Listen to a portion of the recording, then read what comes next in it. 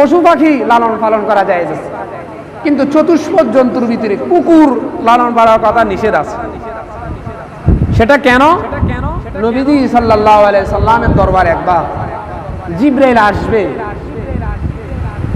একটা নির্ধারিত সময় কুকুর পালা ইসলামী শরীয়তে জায়েজ নাই। নবীজি তো সর্বপ্রথম একেবারে কুকুরকে নিধন করার জন্য অভিযান চালাইছে।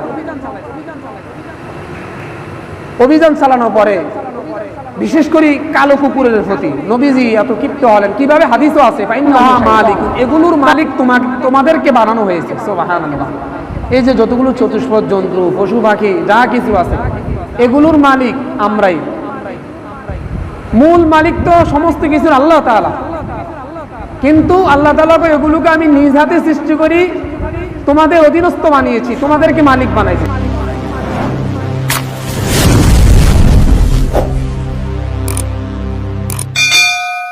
সমস্ত জিনিসকে সৃষ্টি করেছি। সুবহানাল্লাহ।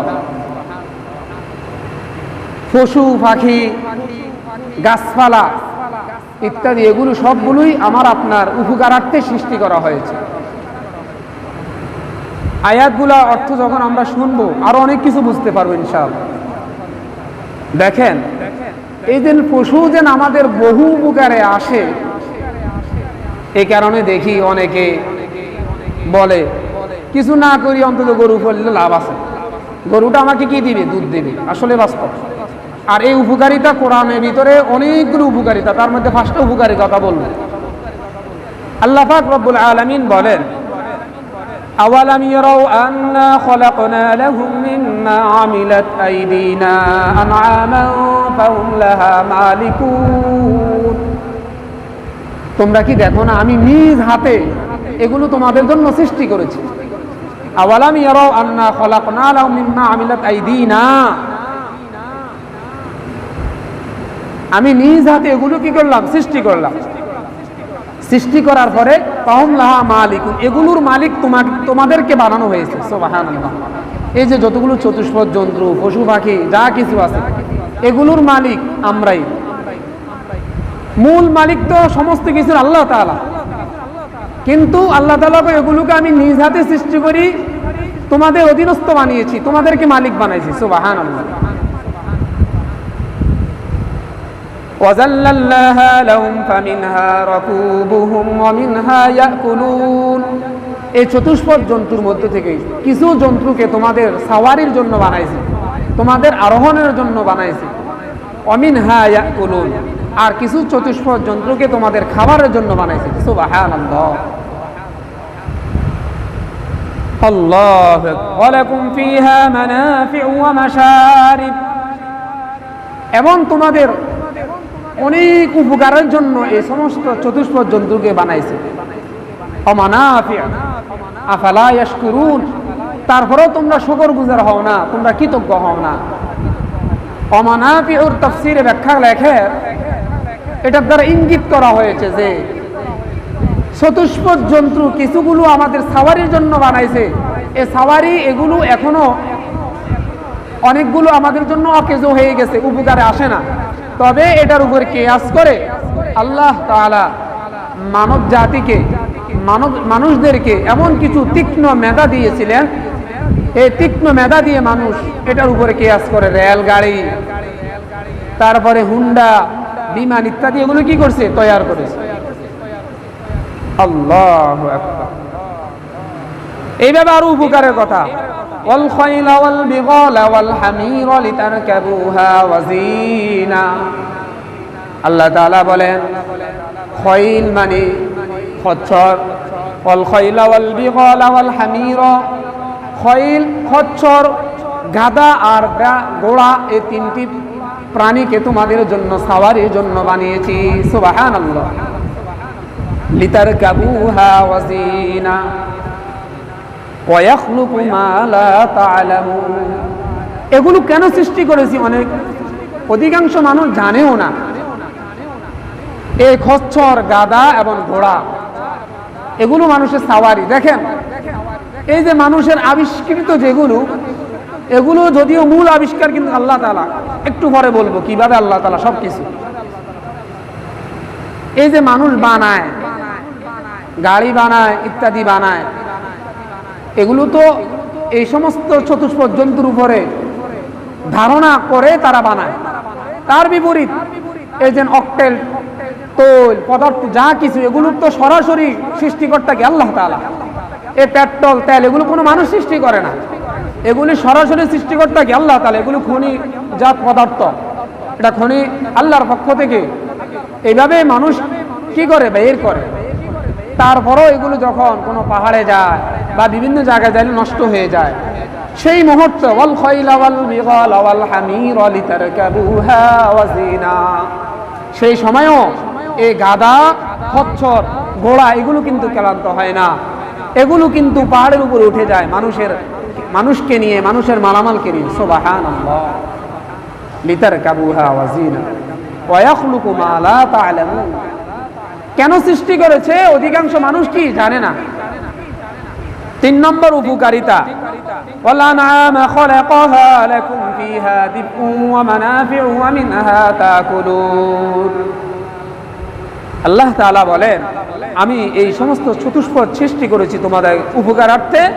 ওয়ালাকুম ফিহা জামালুন হিনা তুরিহুনা ওয়া হিনা তাসরাহুন, যে এগুলোর মধ্য থেকে কিছু প্রাণী শুধুমাত্র তোমাদেরকে দুধ পান করায়, ওয়া হিনা তুরিহুন, আর কিছু প্রাণী দ্বারা তোমরা আনন্দ ফুর্তি করো, ঘোরাফেরা করো। ওয়াতাহমিলু আসকালাকুম ইলা বালাদিন লাম তাকুনু বালিগীহি ইল্লা বিশিক্কিল আনফুস, এর বিপরীত কিছু প্রাণী শুধুমাত্র বোঝা বহন করার জন্য আমি সৃষ্টি করেছি। সুবহানাল্লাহ। ইন্না রাব্বাকুম লারাউফুর রহিম, তিনি তোমাদের দয়ালু আল্লাহ তাআলা। আল্লাহু আকবার। এই সমস্ত চতুষ্পদ যন্ত্রগুলো আমরা যারা লালন পালন করে, সমস্ত মানুষের উপকারার্থে এই সমস্ত প্রাণীগুলোকে আল্লাহ তাআলা সৃষ্টি করেছে। আমরা এগুলোর দেখেন, আসলে বাস্তব, একটা ছোট বাচ্চাও যদি বনি আদমের মানুষের কোনো একটা বাচ্চাও যদি ঘোড়ার উপরে বা ওটের উপরে বা বড় বড় হাতির উপরেও যদি তার লাগাম ধরে বা সিস্টেমে যদি বসে, একটা বাচ্চার নিয়ন্ত্রণও এই বিশাল দেহটা থাকে। এই কারণে আল্লাহ তাআলা বলেন, আমি নিজ হাতে সৃষ্টি করে তোমাদেরকে বালিগ বানিয়ে দিয়েছি। সুবহানাল্লাহ। আসলে তো বাস্তব। এই যে হাতির যে বিশাল কানের কারণে তার দেহ দেখে না। হায়াতুল হায়াওয়ানে কিতাবে লেখেন, এক একটা প্রাণী এত শক্তিশালী যে এই সমস্ত প্রাণীগুলোকে আল্লাহ তাআলা মানব জাতির আয়ত্ত করে দিয়েছেন, মানব জাতির অধীনে করে দিয়েছেন। কেন? মানুষের উপকারার্থে, মানুষ যাতে বুঝে এই সমস্ত এই জিনিসগুলোর ভিতরে আমি আল্লাহর কি আছে, নিদর্শন আছে। ফেয়ারা মুসলমান। তারপরে পশু পাখি লালন, পশু পাখি যে চতুষ্পদ জন্তুর কথা বলছিলাম, পশু পাখির ভিতরে এগুলো তো লালন পালন করা জায়েজ আছে। যেমন আল্লাহ তাআলা নিজেই বলেন, জান্নাতীদেরকে সর্বপ্রথম খাবার দিবেন হুরদের মাধ্যমে। কিসের মাধ্যমে? ওয়ালাহমি তাইরিম মিম্মা ইয়াশতাহুন, হুরদেরকে পাখির গোশত নিয়ে দাঁড়িয়ে থাকবে, সাজিয়ে গুছিয়ে এভাবে তারা আপ্যায়নের জন্য। নাহনুল খালিদাতু ফালা নুবিদু নাহনুন নাইমাতু ফালা নাবাতু তুবা লিমান কানা লানা ওয়া কুন্না লাহু। এভাবে হুরে গিলমানরা সেদিন নাচ গান দিবে, ডান্স করবে, আর সর্বপ্রথম খাবারটা হবে পাখির গোশত দ্বারা। সুবহানাল্লাহ। পশু পাখি লালন পালন করা যায়, কিন্তু চতুষ্পদ জন্তুর ভিতরে কুকুর লালন পালনের কথা নিষেধ আছে। সেটা কেন? নবীজি সাল্লাল্লাহু আলাইহি সাল্লামের দরবারে একবার জিবরাইল আসবে, যে একটা নির্ধারিত সময় দেওয়া হয়েছে, সময়ের ভিতরে আসতেছে না, অনেক বিলম্ব করে আসছে। আসার পরে জিজ্ঞেস করলো, ইব্রাহিম তুমি আসতে বিলম্ব করলা কেন? সেই হাদিসে আছে। তখন নবীজি সাল্লাল্লাহু আলাইহি সাল্লাম বলেন, নবী সাল্লাল্লাহু আলাইহি সাল্লাম কি জিবরাইল বলেন, মুহাম্মদ সাল্লাল্লাহু আলাইহি সাল্লাম আপনি যখন ঘুমিয়েছিলেন আপনার খাটের নিচে একটি কুকুর ছিল, এই কারণে আমি প্রবেশ করতে পারি নাই। আমাদের জন্য নিষেধ আছে যে যেই ঘরে কুকুর বা জীবজন্তু ছবি থাকে, এই ঘরে রহমতের ফেরেশতারা ঢুকতে পারে না। এই কারণে নবীজি এই হাদিস বর্ণনা করেছেন। সুবহানাল্লাহ। তাহলে অনেকে আমরা কুকুর পালন করি, কুকুর পালা ইসলামী শরীয়তে জায়েজ নাই। নবীজি তো সর্বপ্রথম একেবারে কুকুরকে নিধন করার জন্য অভিযান চালাইছেন। অভিযান চালানোর পরে বিশেষ করে কালো কুকুরের প্রতি নবীজি এত ক্ষিপ্ত হলেন। কিভাবে? হাদিসও আছে, ফাইন্নাহু শাইতান। কালো কুকুরগুলোর ভিতরে শয়তানের স্বভাব রয়েছে। কালো কুকুরগুলো শয়তানের অসওয়াসায় পরাশনায় মুক্ত। এই কারণে কালো কুকুর সম্পূর্ণ পালা নিষেধ। নবীজি সাল্লাল্লাহু আলাইহি সাল্লাম এগুলোকে নিধন করার পরে যখন দেখতেছে আল্লাহর একটা মাখলুক, এটা শেষ হয়ে যাবে, এই কারণে বলছিলেন কিছু কিছু কুকুর যেটা শিকারী, মানুষের ক্ষতি করে না, এগুলো ব্যতীত বাকি কুকুরগুলো মেরে ফেলো। এমনকি আমাদের দেশে 2020-এও যখন রিপোর্ট করেছিল, এই যে করোনা ভ্যাকসিনের যখন দিচ্ছে, তখন একটা রিপোর্ট করেছিল 4 থেকে 5 লক্ষ মানুষ কুকুর, বিড়াল ইত্যাদি এগুলো ছোঁয়ায় আক্রান্তে মারা যায়। এমনকি আমাদের দেশে তখন ভ্যাকসিন দিচ্ছে, জায়গায় জায়গায় ভ্যাকসিন দিয়ে কুকুর মেরে ফেলছে। কিন্তু ওই যে লাল কুকুরের দেশগুলোতে বলতেছে না এটা মানব হত্যা, তারা কুকুর নিয়ে লালন পালন করে, তারা একই সাথে খায়, একই সাথে শোয়। অথচ নবীজি বলেছেন কুকুরের লালা বিষাক্ত, এটা হারাম। হ্যাঁ, কুকুরের মেলা বৈশিষ্ট্য আছে, এগুলো থেকে শিখার জন্য আমরা কিছু উপদেশও আমরা বলি, সেটা হচ্ছে ভিন্ন কথা। তবে লালন পালন করা নবীজি নিষেধ করেছেন। কেননা কুকুরের যে জীবের ভিতরে লালা আছে, এই লালাটা বিষাক্ত। এই কোনো পাত্রে যদি এই কুকুরের লালা পড়ে তাহলে 7 বার দোয়া লাগে। তার মধ্যে সর্বপ্রথম মাটি দিয়ে ধুতে হয়, আর 7 বার দোয়া না দিলে এটা পবিত্র হয় না। এখন আমরা অনেকে সামাজিকতা বা সাধুকতা সেজে নিজের মাখলুককে খাবার দেয় না, কুকুরকে খাবার দেয়। যে কুকুর ক্ষতিকর নবীজি বলেছেন। দেখবেন এর বিপরীত হালাল যেগুলো চতুষ্পদ জন্তু, যে আল্লাহ তাআলা বলেছিলেন তোমাদের উপকারার্থে, তোমাদের জন্য খাবারের বস্তু রয়েছে, দৈনিক কোটি কোটি গরু জবে করা হয়, তারপরে কখনো মার্কেটে সংকট দেখা দেয়নি। এগুলোর আলোচনা মূল হলো বৃক্ষরোপণের ফজিলত। যেহেতু আমাদের এখন তীব্রতা পড়তেছে, প্রাসঙ্গিক এই আলোচনাটা একত্রেই চতুষ্পদ জন্তু, পশু পাখি আর বৃক্ষরোপণ। দেখেন পশু পাখি নবীজি সাল্লাল্লাহু আলাইহি সাল্লাম কিভাবে উদ্বুদ্ধ করেছিলেন পশু পাখি পালনের কথা।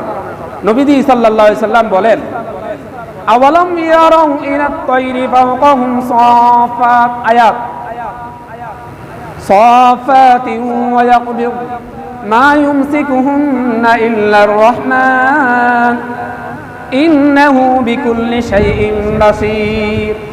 তোমরা কি দেখো না পাখিগুলোকে আমি কিভাবে তোমাদের মাথার উপরে উড়ন্ত অবস্থায় সৃষ্টি করছি? দেখো না তোমরা, তাদের মধ্যে দিয়ে কিছু আছে শক্তিশালী, কিছু আছে দুর্বল। মা ইউমসিকুহুন্না, যে অবস্থায় থাকুক না কেন, এগুলোকে রহমানুর রহিম আল্লাহ তাআলা স্থির রাখেন। এক মুহূর্তের জন্য এগুলো একেবারে পড়ে টড়ে মরে যায় না। ইন্নাহু বিকুল্লি শাইইন বাসীর। এই সমস্ত জিনিসগুলোর ভিতরে তোমাদের জন্য রয়েছে নিদর্শন, শিক্ষা। নবীজি হাদিসে ভিতরে বলেন, লাউ আন্নাকুম তাতাওয়াক্কালুনা আলাল্লাহিল হক তাওয়াক্কালু লারাযাকাহুম কামা ইয়ারযাকুত তায়র। হে মানব জাতিরা, হে মানুষেরা, তোমরা যদি পরিপূর্ণভাবে হক আদায় করে আল্লাহ তাআলার উপর তাওয়াক্কুল করতে পারো, তাহলে আমি তোমাদেরকে পাখির মতো খাবার দেব। কিভাবে?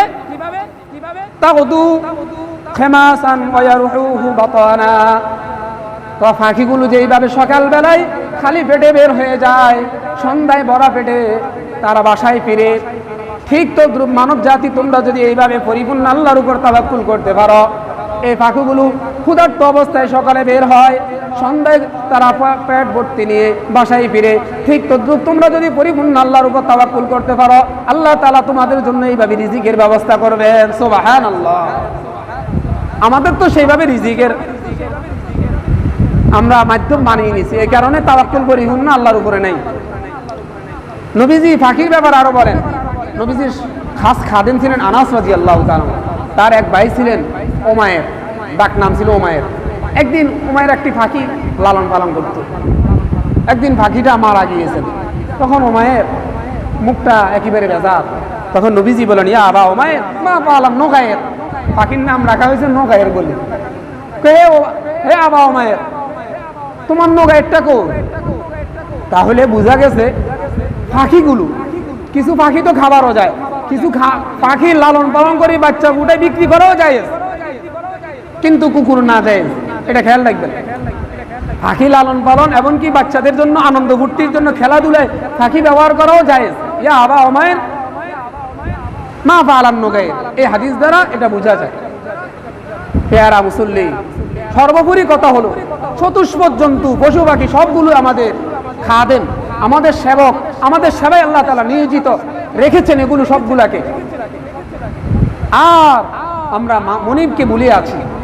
এই যে তীব্রতা, আযাব, গজব, এগুলো তো আমি মনে করি আমার আপনার হাতের কানা, আর অন্য কিছু না। তারপরও আলোচ্য বিষয় যেহেতু আসছে বৃক্ষরোপণ, বৃক্ষরোপণ এটা খুবই উপকারী জিনিস। বৃক্ষ জিনিসটা কি জানেন? নবীজি সাল্লাল্লাহু আলাইহি ওয়াসাল্লাম এত উদ্বুদ্ধ করেছেন, অন্য কোন জিনিসের জন্য এত উদ্বুদ্ধ করেন না, বৃক্ষরোপণের জন্য এত উদ্বুদ্ধ করেছেন। হাদিস থেকে একটু পরে শোনাবো। তার আগে আমরা শুনি, গাছপালা এগুলো শুধু মানব জাতির জন্য নয়, সমস্ত প্রাণীকুলের প্রাণ হলো কি? গাছপালা। বলেন, সমস্ত প্রাণীকুলের প্রাণ হলো কি? গাছপালা। গাছপালাকে আমরা অযথা নষ্ট করব না, গাছপালাকে আমরা অযথা নষ্ট করব না। গাছপালা যত সাধ্য আমরা লাগাবো, যত বেশি পারি আমরা বৃক্ষরোপণ করব। দেখেন আল্লাহু আকবার, আল্লাহ তাআলা বলেন আফারাআইতুম মা তাহরুসুন আনতুম তাজরাউনাহু আম নাহনুজ জারিউন। তোমরা যে গাছগুলো লাগাও, এই যে উদ্ভিদ সৃষ্টি হয়, এটা কি তোমরা সৃষ্টি করো না আমি সৃষ্টি করি? আল্লাহ তাআলা প্রশ্নবোধক চিহ্ন দিয়ে এটাই বুঝাতে চায়, তোমরা তো শুধুমাত্র বীজটা লাগিয়ে আসো, আর এই বীজ থেকে উৎপাদন শক্তি একমাত্র আমি আল্লাহ। দেখেন আমরা লাগাই আসি, এই যে আমরা ধান কাটছি, ফসলগুলো আমরা লাগাই আসছি, পরিচর্যা করছি বা চেষ্টা করছি। কিছু গাছ তো পরিচর্যাও করি না, চেষ্টাও করি না, তারপরে কি সুন্দর ফল দেয়, ফসল দেয়। এটা কে করে? আল্লাহ তাআলা। আল্লাহু আকবার। ইন্নাল্লাহা ফালিকুল হাব্বি ওয়ান নাওয়া। আল্লাহ তাআলা বলেন যে তোমরা যে বীজগুলো রেখে এসেছো, এই বীজগুলোর ভিতরে উদ্বেগ শক্তি, অঙ্কর দেওয়ার শক্তি আমি আল্লাহ তাআলা। শুধু তাই নয়, ইউখরিজুল হাইয়া মিনাল মাইয়িতি, আমি আল্লাহ তাআলা জীবিত থেকে মৃত বাইর করি। ওয়া ইউখরিজুল মাইয়িতা মিনাল হাইয়্যি, এবং আল্লাহ তাআলা বলেন আমি মৃত থেকে জীবিত বের করি। সুবহানাল্লাহ। এটা দৃষ্টান্ত তো অহরহ। জীবিত মনে করেন হাঁস মুরগি, এটা থেকে মৃত ডিম, ডিম এটা মৃত, মৃত থেকে আল্লাহ তাআলা আবার বাচ্চা ফুটায়, জীবিত বের করে। এইভাবে আরো বহু আছে। আল্লাহু আকবার। যালিকুমুল্লাহু ফাআন্না তুফাকুন। তোমরা তারপরেও কি এটা বুঝো না যে এগুলো সব কিছু করেন কি আল্লাহ তাআলা? আল্লাহু আকবার। গাছপালা এগুলো, পাখি, তারপরে যাই মৌমাছি, মানুষের উপকারে আসে। আল্লাহ তাআলা বলেন ওয়াওহা রাব্বুকা ইলান নাখলি আনিত্তাখিযি মিনাল জিবালি বুয়ুতান ওয়া মিনাশ শাজারি ওয়া মিম্মা ইয়ারিশুন। এই যে মধু খাই, এটা তো আসলে জান্নাতি একটি নেয়ামত। মৌমাছিকে আল্লাহ তাআলা উদ্দেশ্য করে বলে, হে মৌমাছি, তোমরা বসবা কোথায় জানো? ইলান নাখিলি আনিত্তাখিযি মিনাল জিবালি বুয়ুতান। তোমরা পাহাড়ের চূড়ায় বসবে, অথবা বড় বড় বিল্ডিং তলায় তোমরা বসবে, অথবা গাছে বসবে। অমিম্মা ইয়ারিশুন, আর এতেই তোমাদের জন্য বাসস্থান। দেখেন এই আয়াতের ভিতরে আল্লাহ তাআলা মৌমাছির জন্য বাসস্থান বানিয়েছিলেন গাছকে। এমনকি আমরা দেখতে পাই যত পশু পাখি আছে, পাখিগুলো আছে, সমস্ত পাখিগুলোর বাসস্থান কোথায়? গাছ গাছালিতে। শুধু তাই নয়, মানব জাতি যত কিছু জিনিস বানায়, ঘর বানায়, যা কিছু বানায়, সব কিছু গাছের উৎপাদন। শুধু এটাতে সীমাবদ্ধ নয়, 100 থেকে 80% মানুষের যে ঔষধ খাই আমরা, এলোপ্যাথি বলেন, হোমিও বলেন, আরো যত ধরনের ভ্যাকসিন তৈরি হয়, 80% গাছপালা থেকেই হয়। সুবহানাল্লাহ। আমরা গাছপালাকে আমরা নষ্ট করব না, গাছপালা আমরা এটা রাখবো। কেননা আল্লাহ তাআলা বলেন হুয়াল্লাযী আনজালা মিনাস সামাই মাআন লাকুম মিনহু শারাবুন ওয়া মিনহু শাজারুন ফীহি তুসিনুন। আমি আল্লাহ তাআলা আসমান থেকে বৃষ্টি বর্ষণ করি, আর এতে তোমাদের জন্য পানীয় জিনিস রয়েছে। অমিনহু শারাবুন অমিনহু শুরবাতুন মিনহু তুসিমুন। এখন কি শুধু তাই নয়, সমস্ত পশু পাখির জন্য এই গাছপালাতে আহার এবং বাসস্থান রয়েছে। সুবহানাল্লাহ। ইউম্বিতু লাকুম বিহিজ যারআ ওয়াজ যাইতুনা ওয়ান নাখিলা ওয়াল আ'নাবা ওয়া মিন কুল্লিস সামারাত। এই গাছপালাতে ইউম্বিতু লাকুম বিহিজ যারআ ওয়াজ যাইতুন, যারআ মানে ফসলাদি, এগুলো সব গাছের মাধ্যমে আসে, সমস্ত ফল ফলাদি। ওয়াজ যাইতুন জাইতুন, ওয়ান নাখিল খেজুর, ওয়াল আ'নাব আঙ্গুর, এই সবগুলো ওয়া মিন কুল্লিস সামারাত, আরো বিভিন্ন ধরনের ফল ফলাদি আসে কোথা থেকে ভাই? গাছপালা থেকে। ইন্না ফি যালিকা লাআয়াতিন লিকাওমিন ইয়াতাফাক্কারুন। হে জ্ঞানীরা, তোমরা এই সমস্ত জিনিসগুলো নিয়ে কেন চিন্তা করো না? সদকায়ে জারিয়া সওয়াবও পাওয়া যায় গাছ লাগাইলে। গাছ লাগাইলে নবীজি বলেন, এত উদ্বুদ্ধ করছেন, মা মিন মুসলিমিন ইয়াগরিসু মিন গরাসিন ইল্লা কানা লাহু মা'কুলুহু মিনহু লাহু সাদাকাতু।